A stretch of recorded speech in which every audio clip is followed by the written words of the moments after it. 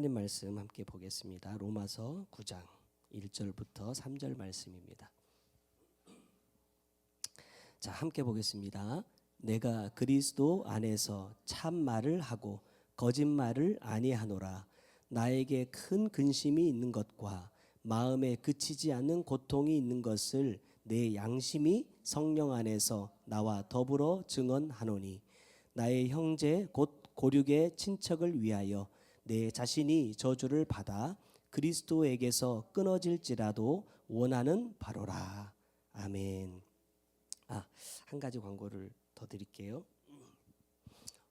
제가 이제 개인적인 사정으로 인해서 7월 3일까지는 좀 집중해서 기도를 해야 되는 기간입니다. 그래서 그렇게 좀 양해를 해주시고, 오건사님 이제 대전으로 이사 가시고 신방은 7월 5일 지난 그 주에 한번 잡으려고 생각합니다. 그러니까 이제 권사님이 일하시는 날짜나 시간을 사모님한테 미리 얘기해 주시면 제가 그 시간들을 좀 피해서 날짜를 잡아보도록 기도하겠습니다. 그리고 같이 가실 수 있는 분들은 이제 날짜가 정해지면 저하고 같이 해서 우리 권사님 이사하시고 나서 새 가정에서 예배 드릴 수 있도록 준비하도록 하겠습니다. 자, 오늘 말씀은 참말과 거짓말입니다. 근데 한 가지 전제가 먼저 있어요. 본문에 보니까 그리스도 안에서라는 말입니다. 이 말씀을 주시면서 저에게 먼저 물어주신 질문은 이겁니다.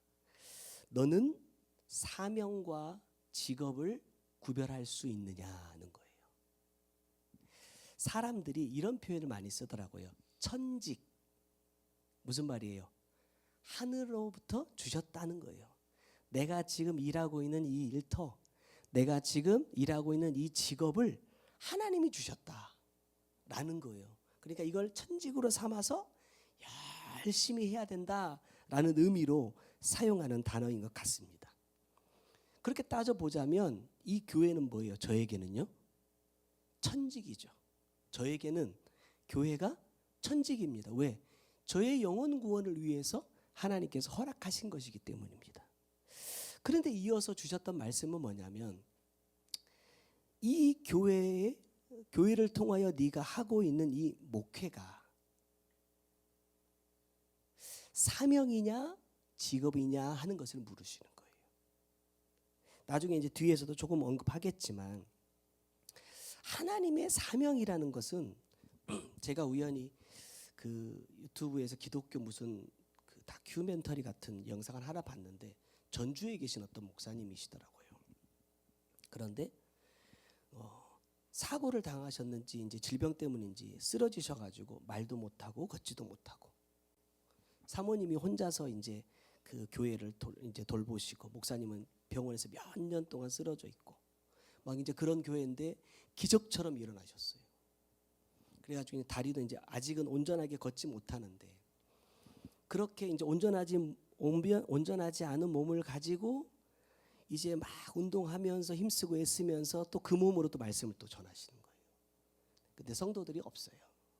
왜냐하면 목사님이 오랫동안 교회를 비우셨기 때문에 이제 그나마 있던 사람들도 떠나고 이제 상가에 있는 작은 교회인데 사람이 없어. 사모님 한 분 앉혀놓고도 그렇게 눈물로 살려주신 하나님, 다시 기회를 주신 하나님에 대해서, 또 어떻게 하면 이렇게 병든 몸이지만 세상으로 보면요 좀 나쁜 표현으로 하면은 온전하지 않은 사람이잖아요. 말도 많이 어눌하진 않지만 온전한 발음이 안 되는 거예요. 그럼에도 불구하고 이 목사님의 한 가지 소원은 뭐냐? 이런 몸으로라도 내가 사람들에게 복음을 전할 수 있었으면 좋겠다. 그 한 가지 소망이에요.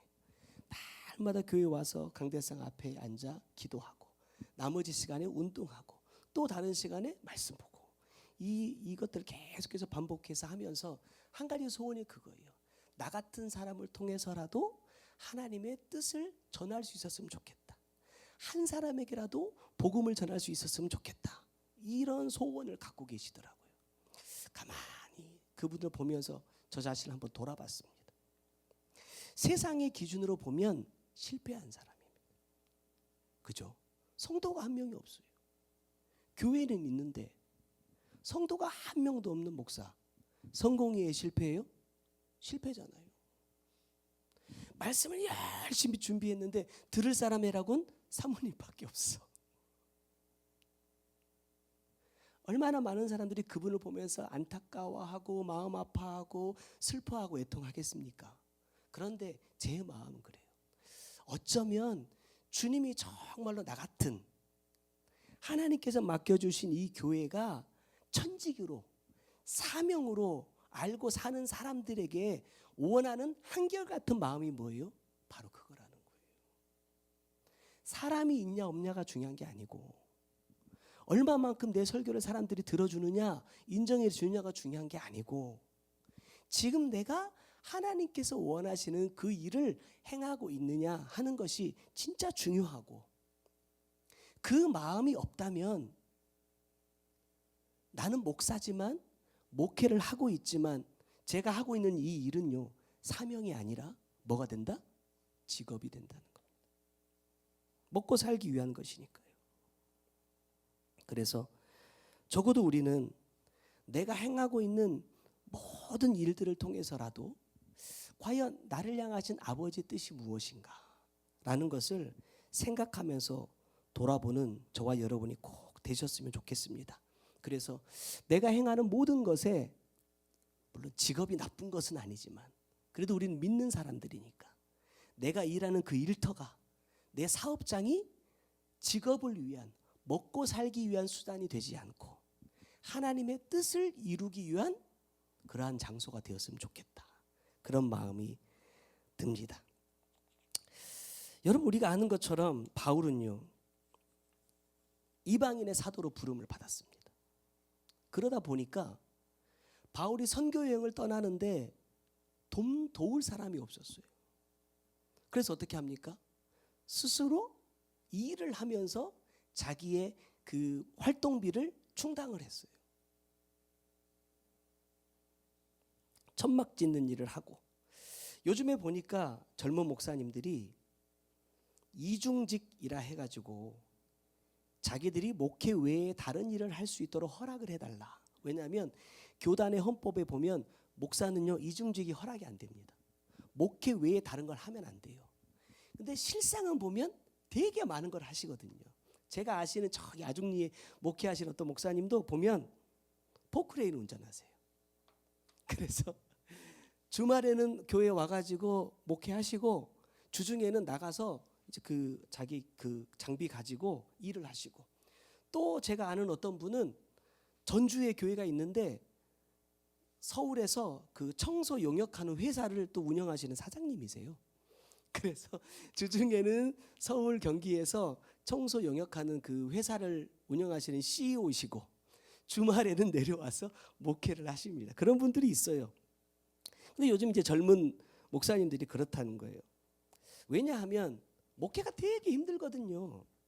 저희도 보면 상가 같은 데 개척해가지고 시작하시는 분들이 성도들이 일반적으로요 상가로는 잘 안 올라옵니다.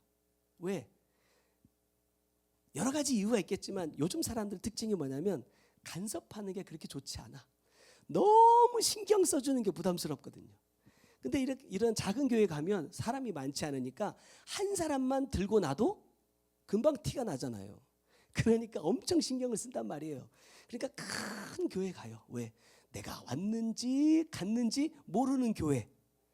내가 와도 인사 안 해주고 가도 인사 안 하는 그런 교회를 많이 찾아다닙니다. 사실은요. 그래가지고 하다 보니까 목회가 되게 어려워요. 그래서 이 목사님들이 이중직을 허락해달라라는 요구를 많이 하고 있습니다. 그 이야기를 좀 가만히 들어보면서 생각한 게 그거예요. 뭐 때문에 이중직이 필요하냐 이겁니다. 뭐 때문이죠? 먹고 살기 위해. 만약에 예를 들어서 저희처럼 일주일에 한 번 예배를 드려요. 그러면 여기 안에 시간을 너무 많이 쏟는 게 아까워. 내가 좀 세상에 나아가가지고 그 사람과 만나고 부딪히면서 그곳에서 복음을 전해야겠다 라는 마음을 가지고 나간다면 저는 그것이 사명일 수 있다고 생각합니다. 그런데 문제는 뭐냐? 먹고 살기 위한 거예요. 목회만으로 생활이 안 되기 때문에 나가서 내가 이 일을 해서 돈을 벌어야 되겠다라는 생각을 가지고 나간다면 저는 그러한 이중직은 저는 반대합니다. 사실 부끄럽지만 저도 그런 생각을 좀 했던 때가 있었거든요. 근데 그때마다 주님께서 허락하지 않았어요. 그런 마음을 주시지 않았어요. 왜 그럴까? 이렇게 나가면 조금 더 쉬울 텐데, 편할 텐데, 조금 더 여유로울 텐데, 주님의 마음은 내 마음과 다르다라는 거예요. 여러분 한번 생각해 보세요. 나는 지금 현재 내 삶의 자리가 사명인가? 여러분 엄마들 중에 특별히 직업이 없어서 쉽게 말하면 가정주부로 계시는 분들 있잖아요. 그러면 가정주부는 사명이 아닙니까? 얼마든지 사명일 수 있어요. 제가 예전에 사모님한테 그런 얘기했습니다. 화났을 때 밥하지 마라. 왜요? 그 막 남편 미워 죽겠는데 밥 먹으라고 밥 차리면 그 밥이 피가 되고 살이 될까요? 안 될까요? 육으로는 먹었으니까 되겠지만 영으로는요 오히려 병들 수 있잖아요. 좋지 않다는 거예요. 내가 누군가에 대해서 속으로 저 사람 너무 미워, 저 사람 너무 싫어, 이런 말 한마디를 품는 것도 그 사람이 영혼에 타격을 주는 건데, 밥 먹으면서 돼지같이 밥도 많이 먹는다, 반찬도 주는 대로 먹지, 이러면서 막 이렇게 밥을 했다고 생각해 보세요. 우리 사모님 그런 거 아니지만 그랬다고 생각해 보세요. 그리고 그걸 먹고 내가 어떻게 하나님께서 원하시는 그런 삶을 살 수 있겠어요? 안 된다는 거예요. 그러니까 그런 거 하나에서도 내가 정말로 남편을 품고 자녀들을 품고 기도하면서 내가 정성껏 준비한 이 아침을, 이 저녁을 먹으면서 육으로도 건강하지만 하나님께서 이끌어 주시는 삶으로 잘 갈 수 있게 해달라고 기도하는 마음으로 준비하는 것과 미워 죽겠는데 할 수 없이 준비하는 것과 차이가 있을까요, 없을까요? 엄청 있죠. 우리는 모르지만, 육으로는 내가 느낄 수 없지만 사실 영적으로는 굉장히 많이 다르다는 거예요. 특별히 여러분 보세요. 자녀들은요 부모의 영향 아래에 있을 수밖에 없습니다. 예를 들어서 하나님께서 이 아이를 아무리 쓰고 싶으셔도요 하나님은 질서가 있기 때문에 반드시 저를 통해서 가게 하십니다. 근데 제가 이렇게 큰 파이프 관이 돼가지고 복을 콸콸콸콸 쏟아줘야 되는데 이런 관이라고 생각해 보세요. 아무리 쓰고 싶어도 파이프가 요만하면요 졸졸졸밖에 안 되는 거예요. 그러면 하나님께서 쓰고자 하시는 목표를요 달성하기가 힘들단 말이에요.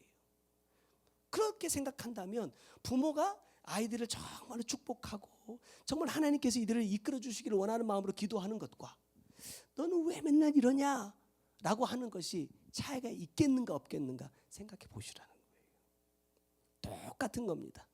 일을 하면서도 여러분 직장에서도, 저는 교회에서만 일을 해봤지만 교회 안에서도 교육자들이 많으면요 서로 마음이 맞는 사람도 있고 안 맞는 사람도 있거든요.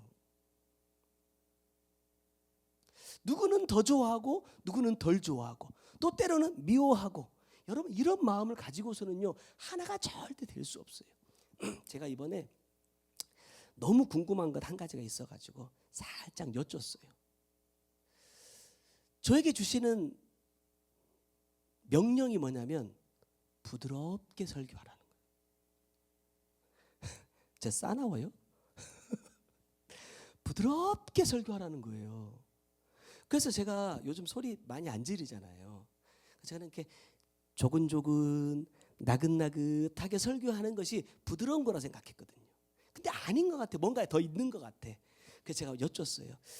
원장님, 부드럽게 설교하는 게 뭡니까? 부드럽다는 게 뭡니까? 물었더니 이렇게 대답을 해주셨어요.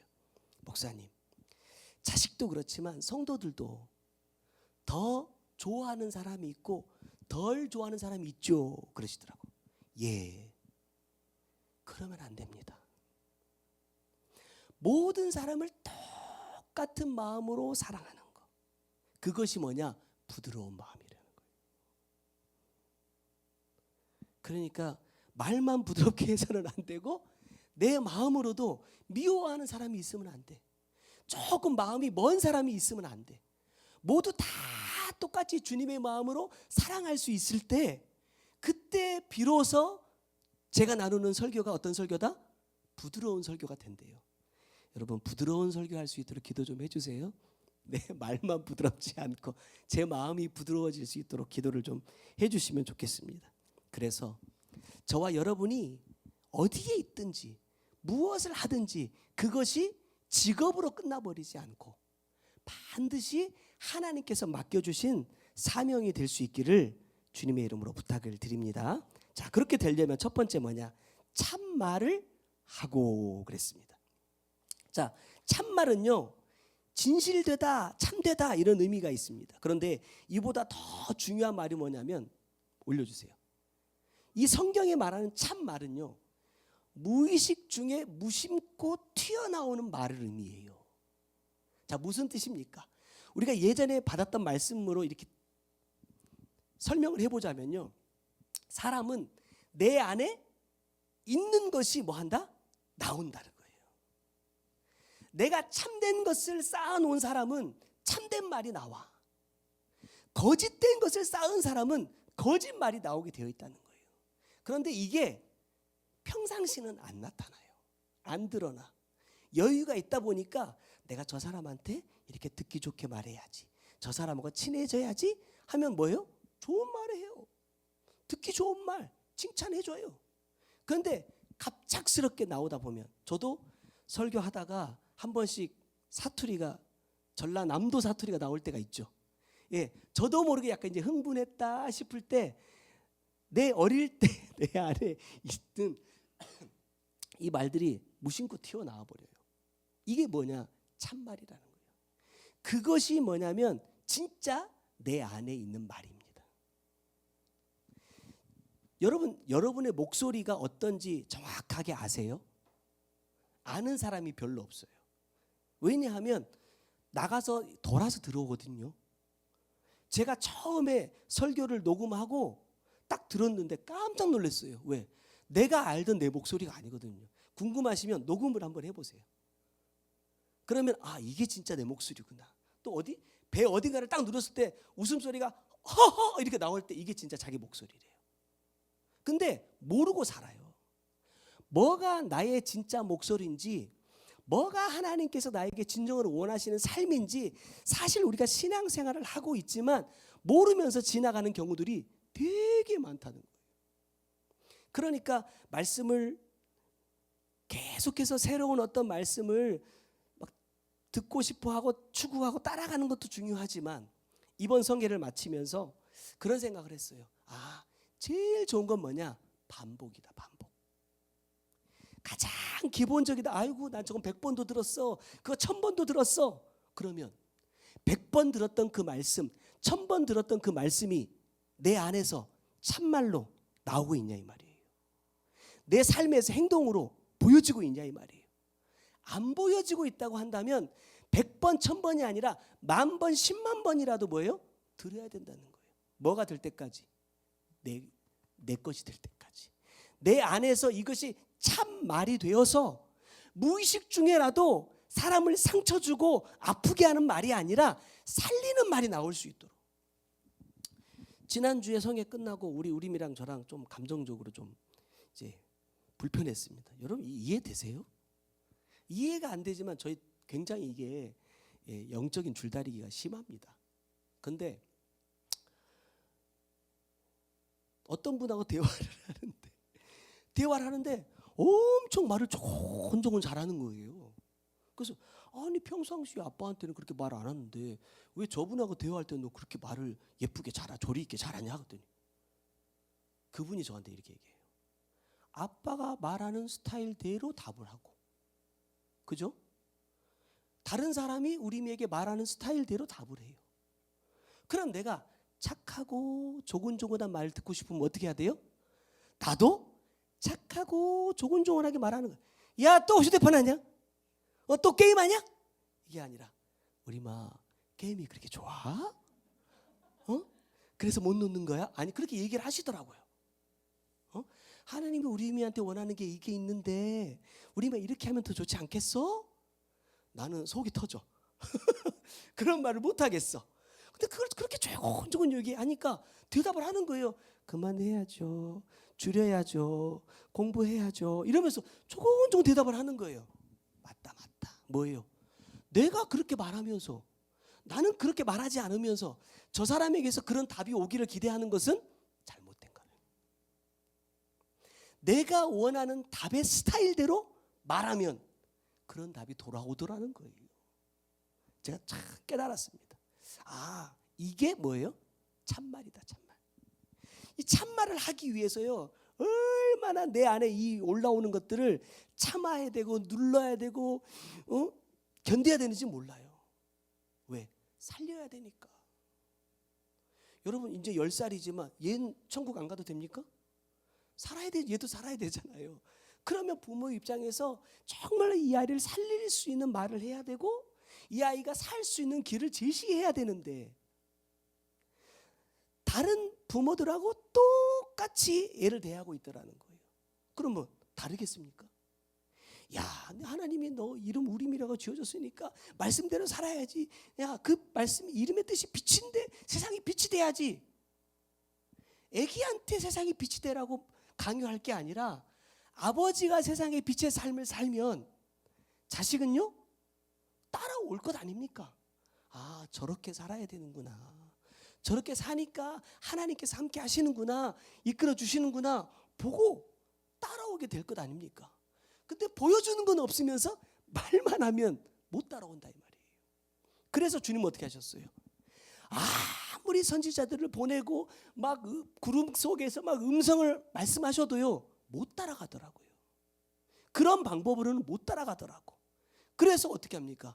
직접 오시잖아요. 직접 오셔서 우리 아버지처럼 내 앞에서 삶을 보여주시더라는 거예요. 조금 넓게 펼쳐보면 예수님의 그 모든 삶이 뭐냐? 바로 참말이더라는 거예요. 그 보여주신 삶의 길로 그대로 따라가기만 하면요 내 안에서도 자연스럽게 뭐가 나온다? 참말이 나올 수밖에 없어요. 그런데 말씀을 받고 말씀대로 살겠다고 결심하고 그렇게 말씀을 받은 지 10년이 되어 가고 있는데도 불구하고 아직도 내 안에 참말이 더 많이 채워져 있는가, 거짓말이 더 많이 채워져 있는가 한번 돌아보는 저와 여러분이 꼭 되었으면 좋겠습니다. 그래서 하나님께서 원하시는, 살다 보면 여러분 어려워요. 말씀대로 산다는 것 자체도 어렵고, 오늘도 뭐 누가 오신다고 했는데 안 오셨네요. 성에만 가면요 사람들이 저한테 그래요. 목사님 내가 아는 사람 전주에 있는데 목사님 교회를 이번 주에 꼭 가라고 할게 이래요. 그럼 제가 옛날에는요 엄청 설렜어요. 와, 하나님이 또 사람 보내주시는구나.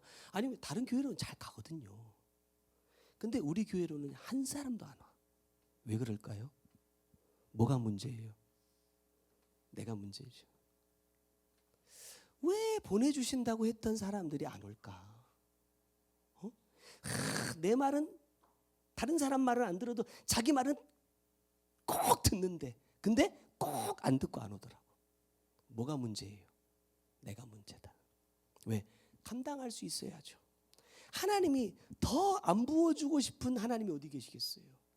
하지만 내가 그것을 감당할 수 있는 만큼 받는 것이 뭐예요? 내 영을 살리는 길이기 때문에 안 보내주시다. 그러면 뭐 해야 돼요? 야, 저 목사님 내가 믿었는데 거짓말밖에 안 하네. 저 사모님 내가 믿었더니 이번에도 또 거짓말하네. 이러면 안 돼요. 내가 하나님께서 보내주시려고 계획하신 그 사람들마저도 보내주실 수 없는 준비가 되지 않은 내 모습을 돌아보자. 그래서 거짓도 좀 빼내고 내 안에 참말이 가득 쌓여서 하나님께서 어떤 사람을 보내주시더라도 살릴 수 있는, 또 성도는 여러분도 마찬가지입니다. 누가 갑자기 와가지고요 또 속도 모르고 엄청 열심히 헌신하고 봉사할 수 있어요. 눈에 띄게. 그러면 뭐처럼 보여요? 눈에 가시처럼 보일 수 있다니까요. 유독 열심히 하면 그래요. 교육자들도 한 10명 있으면요 저 이제 한 몇 년 딱 있다 보면 아 여기 이 교회는 이런 스타일로 하는 거야 이런데 어디 가서 엄청 막 열심을 가져와가지고 이제 와가지고 막 열심히 하면 다른 사람이 다 노는 것처럼 보이잖아요. 그러면 괜히 미울 수 있단 말이에요. 그런 마음의 준비도 할 수 있는 저와 여러분들이 꼭 되셨으면 좋겠습니다. 자, 두 번째는 거짓말을 아니하노라. 말씀을 준비하는데 주님이 저한테 이런 마음을 딱 주셨어요. 야, 거짓말을 하지 않으면 세상 살기가 참 어렵지 않냐? 어때요? 되게 어렵습니다. 우리가 흔히 이런 단어들을 써요.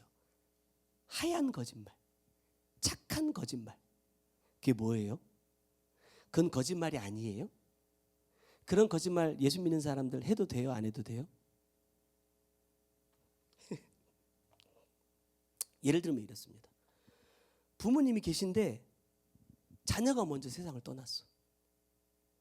부모님이 연세가 되게 많아. 충격받으면 돌아가실 것 같아. 그러면 얘기해요? 못해요? 못하죠. 우리 장인어른도 그러셨거든요. 말 못해요.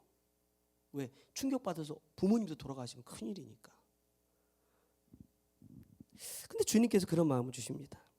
예수 믿는 사람들은 사실은 거짓말하면 안 됩니다. 안 되는데 주님께서 우리에게 말씀하시는 거짓말이 뭔지를 내가 먼저 알아야 된다는 거예요. 자, 여기서 말씀하고 있는 이 거짓말이라는 이 단어는 어떤 뜻을 갖고 있냐면 내가 이 거짓을 말하는 그 대상의 영혼을 죽이기 위해서 하는 말입니다. 그것이 목적입니다. 대표적으로 누가 그랬어요? 마귀가 그랬잖아요. 뱀이 에덴의 동산에 있는 하와에게 왔어요. 그러면서 말을 던집니다. 야, 하나님이 동산에 있는 모든 걸 다 먹으라고 하더냐? 하면서 접근해서 계속해서 하나님에게 말을 하는 이유가 뭐예요? 그 선악을 알게 하는 나무의 열매를 먹고 죽으라고. 그 영혼을 죽이기 위해서 말을 하는 거예요. 그것이 거짓말이라는 겁니다. 그래서 성경은 뭐라고 말해요? 거짓의 아비가 마귀예요. 뭔가 내가 남한테 좀 보여지고 드러나는 부분에 있어서는요 대단하게 막 의롭고 정직한 것처럼 보이려고 애를 쓰는데 사람들에게 드러나지 않는 부분에 있어서는 얼마나 거짓말을 많이 합니까? 어제 우리 우리미가 이제 어제 막 마늘 까고 막 이러니까 교회에서 할 일 없으니까 막 있다가 집에 딱 갔어요. 우리 우리미가 집에 혼자 있으면 뭐 할지 뻔히 다 알거든요. 제가 이제 집에 가가지고 버튼을 삐삐삐 눌렀더니 뭐가 후다닥닥 후다닥닥 하면서 머리 방문 확 닫는 소리가 나요. 그래서 제가 이제 다 우리마 불렀어요. 안방 화장실에서 뀨 나오더라고요. 화장실 급해가지고 화장실 갔어요. 이러고 나오더라고요. 그래서 제가 그렇죠.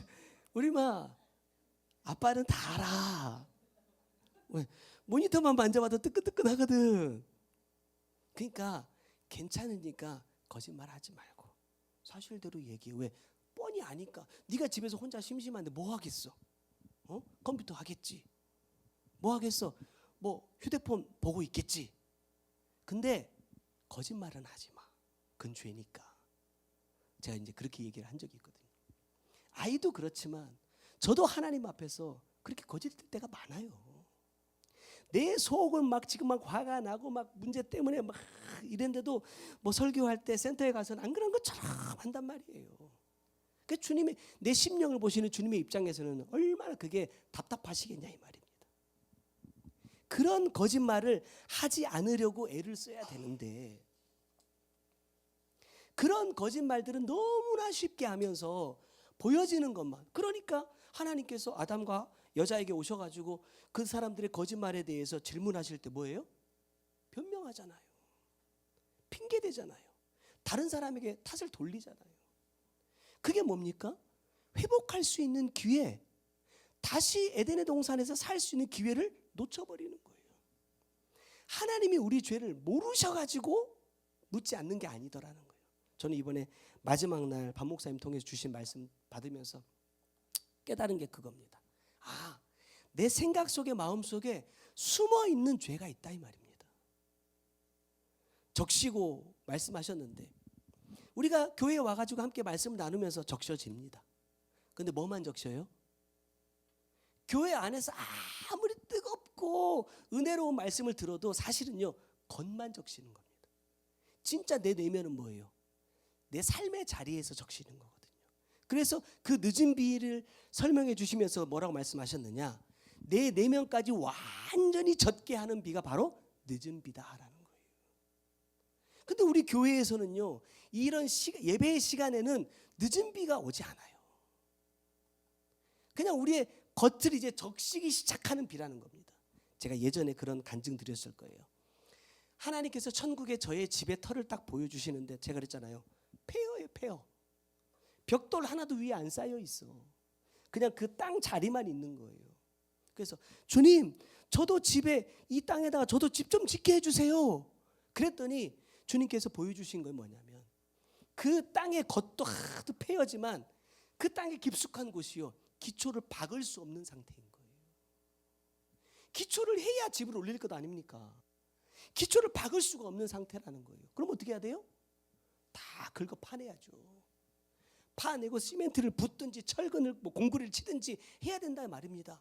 그래서 그거를 파내는데 그 기초를 닦는데 제가 그때 일주일 월요일부터 금요일까지 막 성회할 때인데 월요일 날 주님께서 만나서 그걸 보여주셨는데 금요일이 돼도 그 기초 작업이 안 끝나더라는 거예요. 제가 그때 깨달은 거예요. 야, 심각하다. 나는 나 자신에 대해서 내가 그렇게 심각한 사람이라고 생각을 못했었는데 하나님께서 원하시는 기준으로 집을 지으려고 하니까 요즘에는 집 지을 때 뭐 지진 7레도 견딜 수 있는 집을 지어야 된다면서요. 그런 것처럼 내 기준에는 그냥 뚝딱뚝딱해서 올리면 될 것 같은데 하나님의 기준의 집을 지으려고 하니까 기초를 파는 데만 수일 수달이 걸리더라는 거예요. 제가 이번에 예전에 미국 가서 그 주님께서 보여주셨던, 제가 언젠가도 말씀드렸죠? 천국 문을 통과해서 딱 들어갔는데 천국이 아니고 문이 떠 있더라. 제가 얘기했잖아요. 그거 답을 요번에 알았습니다. 5년 반 걸렸어요. 5년 반. 아무리 물어도 아무리 구해도 모르겠는 거예요. 왜? 내 안에가 없거든요. 내가 경험을 못했잖아요. 근데 그게 뭐냐, 이따가 가이드 할 때 제가 말씀을 좀 나눠드릴게요. 여러분, 이것처럼 내가 어떤 마음으로 말하느냐, 어떤 마음으로 이 사람을 대하느냐에 따라서 이것이 참 말이 될 수도 있고 거짓말이 될 수도 있고, 내가 내 직장에서 내 사업을 통해서 만나는 그 사람들을 정말로 내가 이 사람들의 영혼을 어떻게 하면 살릴 수 있을까? 그렇다고 해서 내가 뭐 예수 믿으세요? 우리 교회 같이 갑시다 이런다고 사는 거 아니잖아요. 지금 당장 그 사람들 우리 교회에 데려와가지고 끌어앉혀놔도 여러분 말씀이 들어가는 게 아닙니다. 다 때가 있는 거거든요. 그 사람을 통해서 언제 어떻게 하나님께서 일하실지 모르기 때문에 우리는 내가 만나는 모든 사람들에게 거짓을 말하는 사람이 되면 안 돼요. 왜냐? 반드시 돌아오기 때문에. 이 거짓이 반드시 나에게 돌아옵니다. 내가 결정적으로 하나님 주시는 그 열매를 딱 따먹으려고 할 때, 하나님의 뜻이 딱 이루어지려고 하는 그 순간에 이 거짓이 돌아와서 나에게 꽂혀요. 날 넘어지게 한다 이 말입니다. 그래서 우리는 어떤 일이 있어도 내 안에서 거짓이 나가게 해서는 안 된다는 것입니다. 말씀을 맺어갑니다.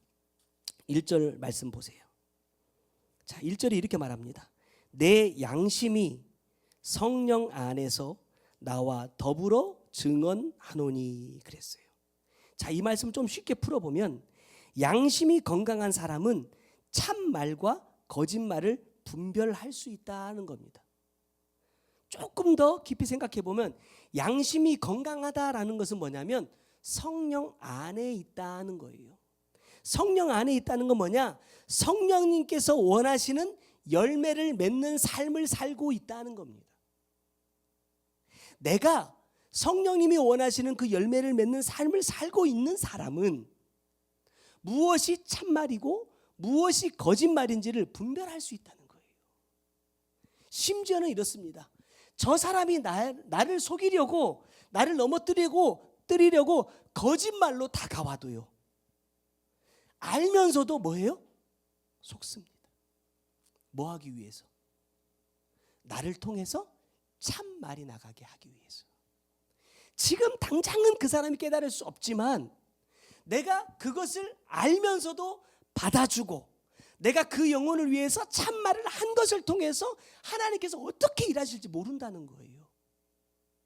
그것을 기대하면서 여러분 설령 내가 그 사람을 위해서 빌어주었던 그 복이 그 사람에게 이루어지지 않아도 우리는 손해가 하나도 없습니다. 왜? 성경이 뭐라고 말해요? 복을 빌어줬는데 그 사람에게 합당하지 않으면 그 복이 누구한테 와요? 나한테 다시 온대요. 또 내가 복을 빌어줬는데 그 사람이 내가 복을 빌어준 대로 하나님께서 선한 일을 해가도록 역사하시면 그 사람을 통해서 맺은 그 열매가 천국의 나의 상급이 된다는 거예요. 여러분 천국은요 완성이다 아니다? 완성이 아니라고 하셨어요. 왜냐하면 지금도 상급은요 계속 쌓이거든요. 지금도 상급은요 계속 깎아먹을 수도 있어요. 쉬운 얘기를 하면 하나님과 어린 양의 보좌가 있잖아요. 상급이 쌓일수록 가까이 갈 수 있고 깎아먹을수록 뒤로 갈 수 있어요. 아직 끝난 게 아닙니다. 마지막 종말의 때, 내 개인의 종말이 아니라 이 하나님 창조하신 이 만물의 종말의 때에 끝나는 거예요. 마귀를 심판하실 때. 그러니까 그때까지는요 우리는요 끊임없이 참말을 통해서 내 것을 쌓아가는 거예요. 또 제일 좋은 것은 뭡니까? 내 자녀들이 이것을 이어갈 수 있도록 하는 것이 뭐예요? 내가 하나님 앞에서 상급을 쌓는데 가장 좋은 것 중에 한 가지입니다. 그래서 목적이 성령님과 하나 되기 위한 목적이라고 한다면 여러분 그것은 참입니다. 여러분 운동 열심히 하면 건강해요? 운동을 했기 때문에 건강합니까? 아니더라고요. 제가 얼마 전에 우리 아들한테 그런 얘기 했나? 우리나라에서 그 무슨 철인 무슨 대회가 있나 봐요. 그 철인 무슨 대회에 56kg급 1등 여자 선수가 대회를 준비하다가 쓰러져 버렸어요. 우리나라 56kg 나가는 여자 중에 제일 강한 사람이라니까요. 몸이 얼마나 다 근육인 줄 아십니까? 근데도 누가 뭐 하지도 않았어요. 자기 혼자 대회 준비하다가 쓰러져 버렸어. 못 일어났어요. 운동한다고 또 좋은 음식 먹고 좋은 것을 보러 다닌다고 해서 마음이 행복하고 기쁘냐? 또 그런 것도 아니더라는 거예요.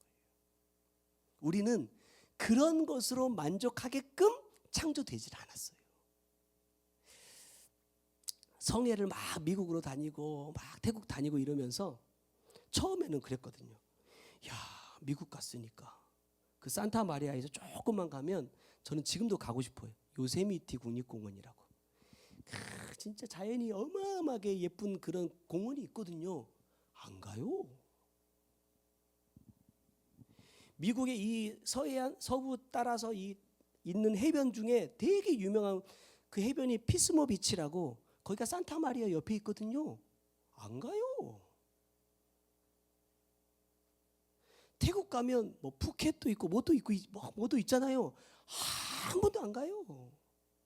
얼마나 되게 그게 아쉬운지. 왜 외국 나가는 거 쉬운 건 아니잖아요. 나 돈 많이 들여서 갔잖아요. 근데 주혜성이 뭐라고 말씀하시냐면 목사님 주님께 보여달라고 하세요. 그게 되면 얼마나 좋겠어요. 본인은 주님께서 다 더 귀하고 아름다운 것들을 보여주시니까 그런지 모르겠는데 못 보니까 답답하더라고. 그런데 어쨌든지 간에 내가 여기에 온 목적이 이거기 때문에 이 목적을 잃지 않기 위해서 불필요한 것, 방해가 되는 것을 철저하게 끊어낸단 말입니다. 그 식당이 옛날에 산타마리아 교회에 있을 때 그 조그마한 그 사무실 뒤에 책장으로 막아가지고 진짜 한 싱글 침대 하나 딱 누울 수 있는 공간 만들어 놓고 거기 기도실로 삼아가지고 거기만 계시는 거예요. 안 나가요. 왜? 내가 하나님께서 나를 여기 보내주신 목적이 있는데 이루고 가야 될 것 아닙니까? 못 이루고 가면 헛것인 거예요. 수고가 다 뭐예요? 아무 의미가 없는 거예요. 물거품처럼 사라져 버리는 거예요. 우리가 지금 주일에 교회 오는 이유가 뭡니까? 야, 오늘 양 목사 무슨 설교 하나 들어보자, 이거 아니잖아요. 말씀을 통해서 젖어가야 될 것 아닙니까? 젖어가야 이것이 계속해서 내 삶 속에서 이어져서 내가 완전히 그 말씀 가운데 잠길 때까지, 매장되고 장사되고 매장돼서 사라질 때까지 이어져야 될 것 아닙니까? 그게 목적이 아니면요, 여기 와 있을 이유가 없는 거예요. 다시 한번 1절 말씀 보면요, 성령 안에 거하는 자가 되는 삶은 나에게 큰 근심이 있는 것과 마음에 그치지 않는 고통이 있는 것을 내 양심이 성령 안에서 나와 더불어 증언한다, 이렇게 말합니다. 여러분, 성령 안에 거한다는 것은요, 평안하고 행복하고 아무 문제 없는 거 아니에요. 뭐라고 말해요? 큰 근심이 있고 마음에 그치지 않는 고통이 있대요. 그게 뭡니까? 바울이 고백하는 것처럼 두 마음이 있거든요. 영으로는 하나님의 말씀을 따라가고 싶은데 내 육이 방해하고, 또 내 육을 따라가면 내가 죽을 거 뻔하니까 내 영으로는 안 따라가려고 날마다 싸운다는 거예요. 사실은 이것이 우리에게 뭐다? 복인 겁니다. 그것을 알고 육에 끌려가지 않으려고 애쓰는 것, 노력하는 것 자체가 뭐예요? 우리에게 은혜인 거예요. 어떻게 보면 여러분, 젖과 꿀이 흐르는 가나안 땅에 들어갔는데 그때부터 뭘 시작해요? 본격적인 전투를 시작하잖아요. 들어가면 끝나는 줄 알았어. 그냥 말씀만 들으면 다 되는 줄 알았어. 근데 안 되더라. 내가 견뎌야 될 건, 내가 이겨내야 될 건, 내가 참아야 될 건, 또 언제는 또 나 자신을 했다가 또 뭐 하랬다가 요구하는 게 너무너무 많아요. 하지만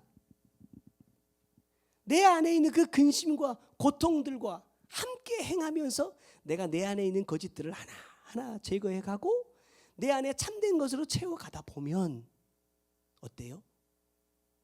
아버지의 뜻이 이루어지더라. 제가 요 밑에 뭐라 말했어요? 문제가 해결되지 않을 때 이게 뭐냐면 근심이라는 뜻입니다. 기도했는데 문제가 해결이 안 돼.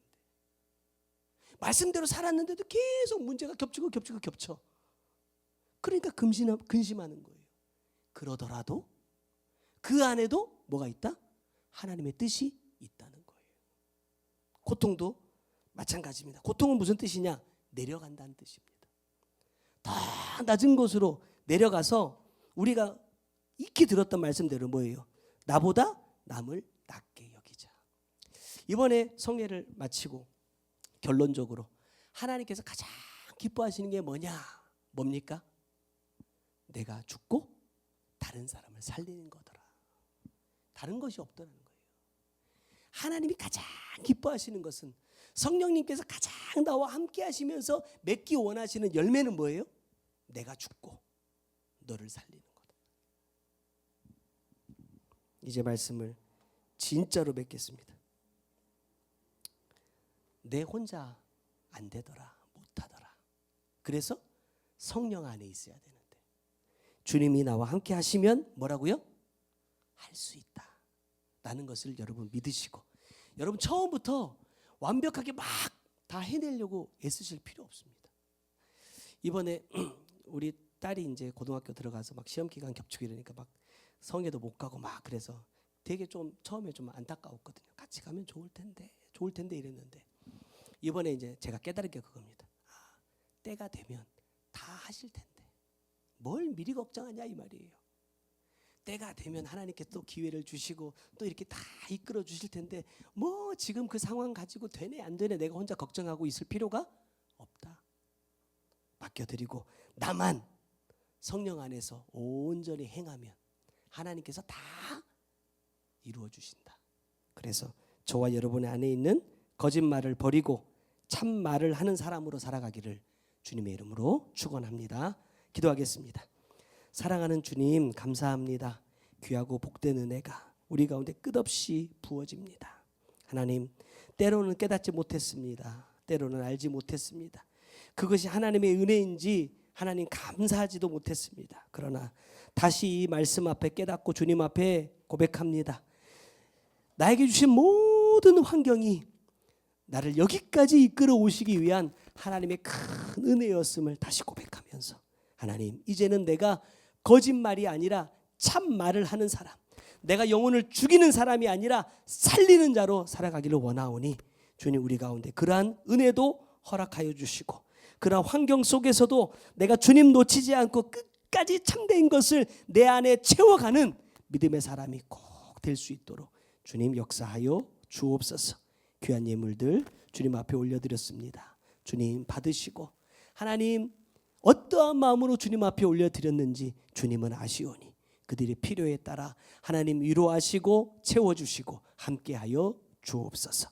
지금은 우리 구주 예수 그리스도의 은혜와 아버지 하나님의 크고 놀라우신 사랑과 성령님의 감화 감동하시고 역사하시며 보호해 주신 그 귀한 은혜 잊지 않고 내 안에 있는 모든 거짓을 버리고 참된 것으로 채워 하나님 우리의 말에서 우리의 행동에서 참된 것이 나가기를 원하는 주의 사랑하는 성도들 머리 위에 그들의 삶과 삶의 모든 터전 위에 이제로부터 영원토록 함께 계실지어다. 아멘. 주께서 친히 내 손 붙잡아 주시며 내 걸음마다 늘 인도하셨네. 험한 세월 다 지나 보내고 따뜻한 품에 날 안아주신 주님 얼굴 배울 주의 날까지